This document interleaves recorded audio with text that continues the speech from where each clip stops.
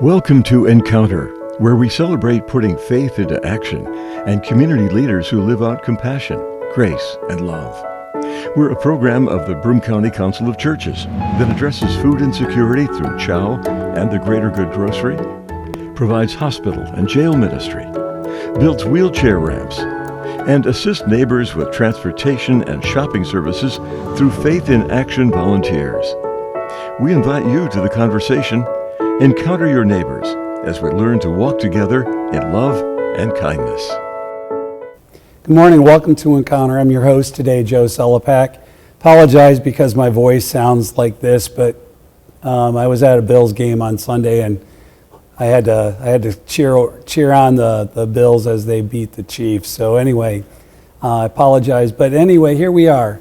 Christ Church is one of the long-standing partnerships with the Council of Churches. They have Chow Pantry. They've helped us in multiple ways throughout the years, and currently they have a transition. They have a new minister. So to help us introduce himself as well as his congregation, Scott Parnell. Welcome to Encounter today, Scott. Thank you so much. It's nice to meet you. It's good to meet you too. And this is actually our first introduction to each other. So here we are on Encounter talking for the first time. So let's start off by that question. Like, introduce yourself. Like, who is Scott, and where did you come from, and how did you end up getting here to Binghamton? Sure. So my name is Scott Parnell. I'm a priest in the Episcopal Church, and it obviously didn't start there. I grew up in Charleston, South Carolina, lived in England for a little bit as a kid, went from England to Indiana, back to South Carolina, ended up going to college, to Furman University. Oh, yeah. Studied chemistry and theology, which was a fun mix. That is a very interesting mix. You want to explore that for a bit? Yeah, sure. I managed to convince the chemistry department to let me write a theology paper for my senior thesis. Ended up writing on the laws of thermodynamics as a metaphorical expression of evil as presented in the books of Moses. Talking about the laws of entropy and how evil correlates to chaos and how we can sort of see that mathematically in the world around us. Wow. So mathematically. Absolutely. Yeah. Like how would you do that?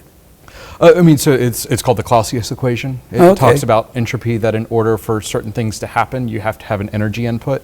So you think, well, I'm from the South, you make sweet tea. Right. In order to put the sugar in the sweet tea, you've got to boil the water in order to get the sugar to dissolve, because if you put sugar in ice water, it just goes to the bottom. Yeah. So entropy is sort of talking about sort of the chaos of that, and that you have to put energy into something in order to overcome that entropy barrier. And that, so at boiling the water is that energy input that overcomes the barrier that's there. And so it's just a way for us to frame how we understand sin, how we understand evil in the world, and how it relates to day-to-day life. Exactly. So it's part of our water then, because it's basically has been fused with within the mixture whatever you're making. An example for us here in Broome County, the Broome County Council of Churches, that we are putting extra energy into a system that would be a lot easier to just sort of ignore. Right, the homeless population, those in food deserts, right? That's a low energy thing. It's also, in my opinion, evil that it exists. Right. And so that what we're doing as Christians, as people of faith, is we're trying to inject a little energy in the system to overcome the status quo. Well, that puts prophetic ministry in kind of like a different kind of framework, wouldn't it? I certainly think so. Yeah, it's kind of like holding up the banner and saying, "Hey, look over here." Yeah. So, all right. So you end up traveling back and forth. You do this amazing, this wonderful little project. I'd like to talk to you more about that, but we gotta move on. And how did you end up being a minister? So truly, I was, oh my goodness, I think I must have been 15 or 16. I was acolyting, so serving at the altar, and I remember the priest was preaching and I wasn't really paying attention. I was praying, which is probably a good secondary option, but I remember praying, hey God, I see that when people do things their own way, they really hurt each other. I want to try and do things your way. And in that moment, it sounds, right, to people who perhaps don't have these experiences, sounds crazy. I saw myself standing behind the altar of this church saying, holding up the Eucharistic host, saying, this is the Lamb of God that takes away the sin of the world. And so from the age of 16, that was what I wanted to do. My mom will tell you that she made me do something practical in college, hence the chemistry, that even that I found a way to co-opt into something else. And honestly, so after college, I moved to Corpus Christi, Texas, where I served as the director of youth ministries for Church of the Good Shepherd, and also the chaplain for their day school. So I taught theology to middle school kids for 4 years, as well as ran the youth program at the church. It was a lot of fun. Working with kids is the best. I think they have sort of this native, intuitive understanding of the nature of God. And truly, I think we can do one of two things, that we can either sort of stifle that or we can encourage it. Right. And so how do we encourage this? And truly acolyting, serving in sort of this holy sacred place, I think is a way for us to brush up against that.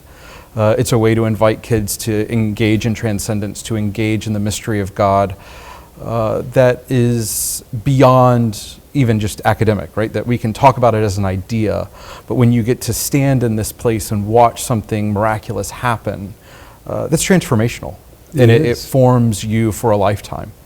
I think about, right, so going back to the notion of evil existing in poverty, in food scarcity, that every week we enact this ritual where we take a loaf of bread and we break it into a bunch of pieces and we make sure that everybody gets what they need. Right. That is formational for kids, and to see it, to be a part of it, to touch it, to hear it. Sometimes on Christmas Eve when we use incense, to smell it, that it engages all of the senses, the pedagogy of liturgy, of ritual. It's transformational. You know, it's funny, before I was the Reverend Dr. Joseph Sellepack, so this goes way back, because I've been in ministry for over 30 years now. My first job was as a youth pastor. Mm-hmm. So I was, that's one place where you and I kind of overlap. And I was actually in Asheboro, North Carolina. Oh, yeah. So I was down there in the South. Mm-hmm. One of the interesting things that we did when I was a youth pastor was we had we did a hunger day, and so it was all designed to fast and then do the 40-hour famine, that kind of thing. And then at the end, through the course of it, you're talking about world hunger, and we're trying to educate kids on how to combat hunger, and what are ways that we can help alleviate hunger in our area. There were a lot of things that went into it.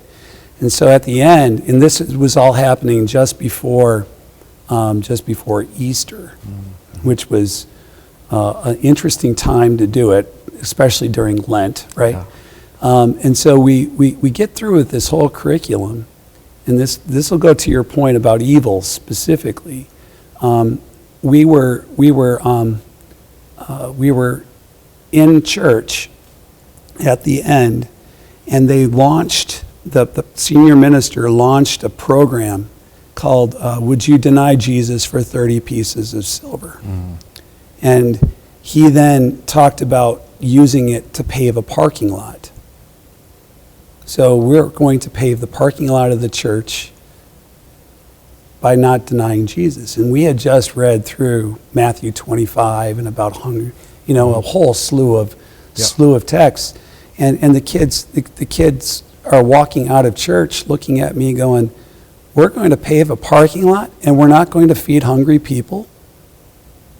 Yes. And at that point you realize exactly what you're on about. I mean, the pedagogy of teaching kids And then if you open that door and you allow kids to explore their world, they're going to find that some of the things that you're doing are just not measuring up to what you're professing to believe. Yes. And truly looking at sort of the history of the American church, how we did youth group. I mean, I was in youth group in the early 2000s, right? The things that were talked about, they kind of sort of had to do with Jesus and the church, but there seemed to be a lot more than, right, the proverbial avoiding sex, drugs, and rock and roll, which was sort of the sum total of my youth group experience, right? There was not a whole lot into saying, how do we live as missional people of God? I hearken all the way back to Genesis. Right. I hearken back to this understanding of the man and the woman in the garden, right? Their whole job was to till and to keep the garden as the divine image bearers. And I don't know if you know this, but this sort of the weird little thing of Hebrew, that phrase, to till and to keep, it's used one other time in the whole Hebrew Bible. It's with the role of the Levites. Oh, yeah. Right? And so that the man and the woman, the Levites, their whole job are to be ministers and to be intercessors on behalf of God and the people, that they stand in that medium point. And ultimately, I think that's the vision of what the church is called to be, that how do we intercede on behalf of the world? I talk with my congregation a lot as sort of this experiential learning that, so on Sundays I stand in the priest's spot, that you kind of have like God at the front of the church, and then the priest stands there, and then you have the congregation, and that is a model of what the congregation is to be to the rest of the world. So on Sundays, the act of blessing, the act of consecrating, the act of absolution, that's what the people of God are supposed to do on behalf of the world. That how do we absolve the sin of the world? How do we bless, right, the people of God? How do we bless and consecrate, set things apart for the use of God and God's kingdom? Yeah, Henry Nouwen talks a lot about that. And I can't remember which book it is, but he talks about the church being blessed, broken, and given. Mm-hmm. And just like the Eucharistic kind of, the methodology behind it, that we are God's body broken. Mm-hmm. And we are broken open, and then we are delivered to the world on behalf of God's grace, God's mercy. It's like you want to know what God's grace and God's mercy looks like? Look at the church. Yeah. And that, like, how often do people in the pews actually think that, right? Yeah. Well, I think that we become so in tuned with it that I think sometimes we don't understand what it is to be without it. Right. That we have, again, this. Talking about it from like standing back and watching, we have this ritual we do. Right? We hear the word of God, we live into it. We then sort of enact a ritual that mirrors all of this, to summarize it week after week after week. And we're so used to that we miss what it would be to live without it. Right. In some ways, in this bizarre way, I think COVID did an awful lot for the church, that at least in our tradition, we weren't able to gather. Right. And like to share in the bread and the wine is foundational, formational for us. I mean, it is the means of God's grace coming into the world. And so to not do that and to like have to look at it through a computer screen was terrible. Yeah. And that yet, going back to Genesis, right, that you have sort of this action of God, of the creation of the garden, the first sin, and then sort of you have people unraveling, chaos, right, evil coming over, covering the face of the earth. And what does God decide to do? We're going to send a flood. We're going to purify this, and then we're going to bring a remnant of people through so that they might then do what God told the first man and the woman to do, which is be fruitful and multiply. And that I'm not going quite to the point where COVID was God's judgment on the world, right? So don't hear that. Let's not go there. Yeah, but that this sort of like thing that sort of purged a lot of what we believed is true, we realize may not necessarily be true. So you get back down to basics. Yeah, and this faithful remnant will pull through that will then be fruitful and multiply. So it's interesting that you went from youth ministry into being a senior pastor or leader within the church. Like, how did you do that? My real joy in it was teaching. Oh, okay. that I'm a teacher at heart. So I taught at St. James Episcopal School in Corpus Christi. And I went into that position, and the senior pastor there knew that I felt called to ministry, and were very supportive and encouraging of that. And then so I moved from Corpus Christi to Alexandria, Virginia, where I went to Virginia Theological Seminary, which is one of the, I think, 11 Episcopal seminaries in the nation. And that process of being there opened up doors for me to live into school chaplaincy. I coached and taught at Episcopal School, St. Stephen, St. Agnes. Oh, wow. My senior year, my third year of seminary. What did you coach? Soccer and ultimate frisbee. Ultimate Frisbee. That's got to be that's an interesting story right there. Yes. So that was like a lifelong dream. That how is it this game that I played at summer camp? Oh, right. I actually got paid to teach other people how to play it. It was a lot of fun. I can imagine. And so it's really funny. So these two schools were a mile away from each other, and they were intense rivals. So I taught at one, or I coached at one, and then the other Episcopal high school. My third year of seminary, I ended up teaching 3/4 time for them in their theology department. It was a lot of fun, and it affirmed to me sort of this desire, the academic tradition of the church, right? That I think sort of in our post-Enlightenment days, that we sort of like suspend faith as this thing that I just have to hold on to, even though there are other things that might contradict it. When in reality, I think that the philosophical tradition of Christianity stands quite solidly on its own, and that if we take time to engage in that, we actually see some follies of the Enlightenment, and might desire to go back just a little bit more to see, oh, maybe there was a little bit of wisdom in this that we should hold on to. As if the Enlightenment came out of nowhere. Yeah, well, yeah. You know, it's kind of interesting to me that at times we just, you know, or we call it the Dark Ages, when in reality there was plenty of learning going on. Oh my goodness, yes. Honestly, I think it comes from when William of Ockham, so Occam's razor, Right. He sort of introduced this idea called nominalism, and it became the question of proverbially, like, what makes a chair a chair? Right. And that, is a chair because God says it's a chair? Well, that's what physics was asking, that same Yeah. question. Mm-hmm. Like, what is it that separates me from this chair? Yeah, exactly. Right. So you had sort of an Aristotelian Thomistic understanding where the chair is the chair because God said so. Right. Occam was saying, well, the chair is kind of a chair because I say so, right? That this table could become a chair if I choose to use it as such. And that began to introduce a concept of doubt, right, and a question of authority. And everything worked really great, so as long as the Pope was the one in charge, and we could say, here it is, right? But when the Reformation happens, and all of a sudden the Pope can't be the sole authority, we have some questions we have to answer, which led to Descartes and the development of the rationalists and the empiricists and the romanticists. And now here we are today, sort of struggling in our relativistic world because we can't really discern what is true. And that's, I think, where the church is really about to blossom, is that, so we have this sort of modernism, postmodernism, that intellectually I think where we're headed is what folks are calling metamodernism, which is we're then recognizing that perhaps absolute truth does exist, we just can't know it, which sounds conveniently like Paul writing in Colossians that Christ is the image of the invisible God. Yeah, I think, what was it, Marcus Borg calls it post-critical. Mm-hmm. What is it, post-critical?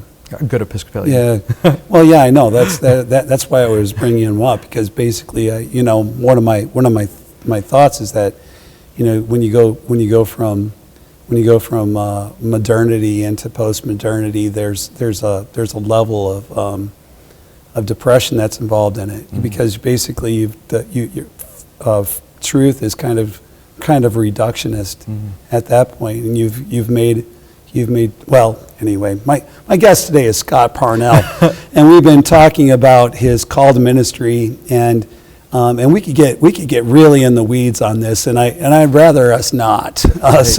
So we can have let's have another Perfect. Conversation at some point on. Schedule me. We'll do that. But you know, what led you to Binghamton? Why did you take this call? So let me finish my story of going from seminary. So I ended up teaching at a boarding school in Virginia called Christ Church School. It specialized in students with diagnosed learning differences. Okay. And so we worked really hard to sort of disrupt a traditional education model to move into skills rather than content. So it wasn't like, what could you recite to me? It was about what could you do with what you knew. Right. And so we would do that, and then COVID happens. I remember I was teaching a course on the theology of Christopher Nolan. So like the Batman Dark Knight trilogy. Yeah. Christopher Nolan, I know he doesn't say it out loud, but I'm pretty sure he's a pretty devout Anglican. That all of his movies have a very consistent Augustinian theme that run throughout them. And so we would do this, and COVID happens, and so now I'm trying to teach this on Zoom. And I said, I just can't do this. This is crazy. And so it made more sense to move to a church that couldn't gather in the same space to try and do that than to teach theology over Zoom to kids literally all around the world. I had a student in Wyoming. I had a student in China. Oh, wow. And so we're trying to coordinate all of these schedules on Zoom to do this. So we did that, and I found that the parish sort of gave space to unleash creativity. Working in a boarding school, everything is very structured, necessarily so, but it limited what you could do. But in a church, that the world's your oyster. You can do whatever you want to some extent. You can try new things. You can, and if it doesn't work, it doesn't work. Great, you just sort of let it move on, and you go on to the next thing. So I was at a colonial parish in Virginia. Church was founded in 1652, which was amazing to be trusted to steward that place for as long as I was.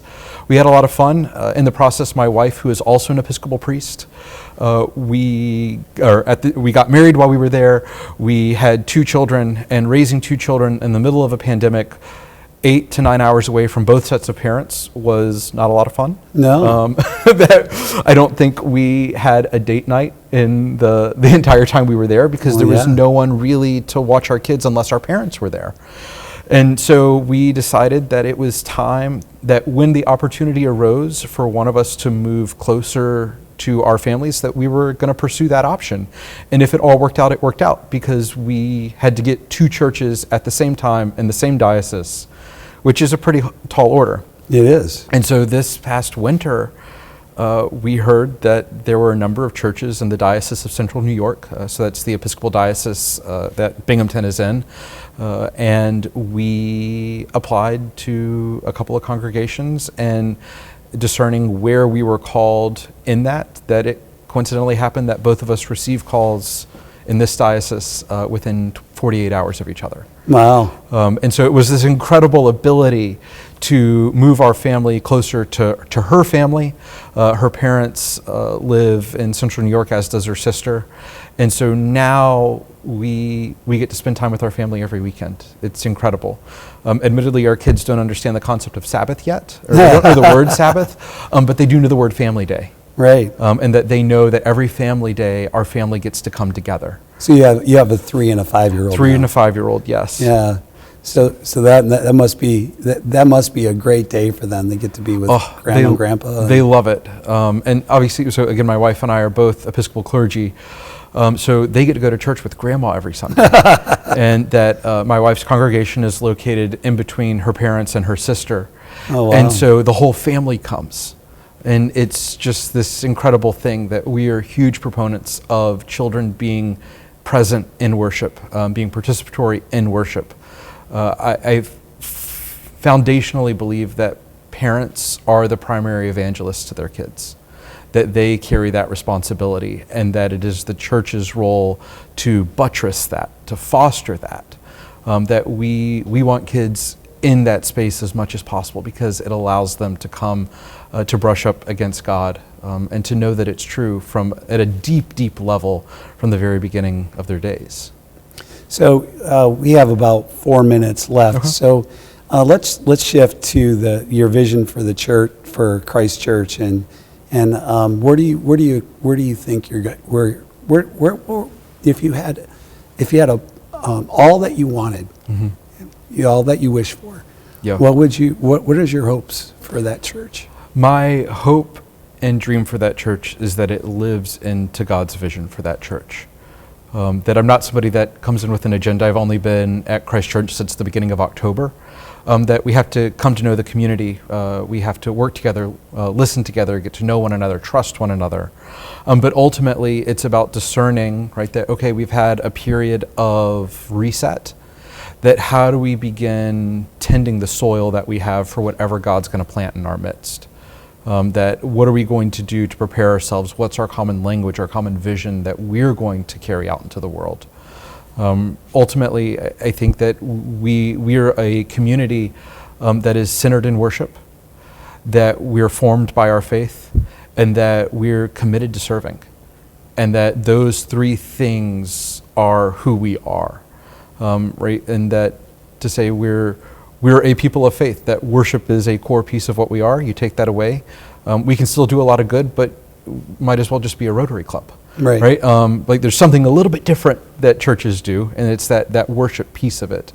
We have a long tradition, not only sort of locally in Binghamton. I think we were the first church established in Binghamton, 1810, but also reaching further back into the tradition, the Anglican tradition, the Catholic Universal tradition of the first millennia of the church. That we hold on to those things as part of our identity and who we are as people. But then also we are committed to serving. I'll tell you, I had somebody ask me this past week, how do I get to know Jesus more? Like, what do I need to pray? What do I need to read? And I said, you don't need to do that. You need to come serve the poor, right? If that once you can see the face of the divine in those who society says have nothing to give, and you realize that this is a divine image bearer, that's how you come to know Jesus. It reminds me of something that Marva Dawn, another good Episcopalian, used to say about how the future of the church is always with others. Yes. And that's something that I think through a lot, as far as the church is concerned, because oftentimes it gets so inwardly focused that it forgets that it's been blessed, broken, and given to the world. Absolutely. That's, Ignatian spirituality right there. Yeah. I do think Catholic generally, even though I'm a Methodist. So it kind of comes out that way. But anyway, so in our last few seconds, you want to talk a little bit about Advent and what you're thinking for Advent coming up? Sure. Right. So today, the third Sunday of Advent is it's in this weird in-between time. I think there's, going back to math, right, that Advent is a season of bending time, where we look ahead to the future by remembering the past. And in the incarnation, the thing that Advent is leading us to, everything collapses into one moment. Watch Interstellar, Christopher Nolan movie. That's Advent, and that's where we are. And it's a joy to prepare, to wait, to yearn, to long for the coming of Christ. Well, thank you, Scott, and thank you for being on Encounter. It's great to get to know you. Absolutely. I'm sure you and I can have a lot of different conversations in the future. I'm glad that you've chosen to come to Binghamton. I'm glad that Christ Church chose you as well. Thank you. It sounds like a marriage made in heaven. Hey, sounds good to me. And for all of you, I pray that you would be good and kind to each other. Have a great Sunday.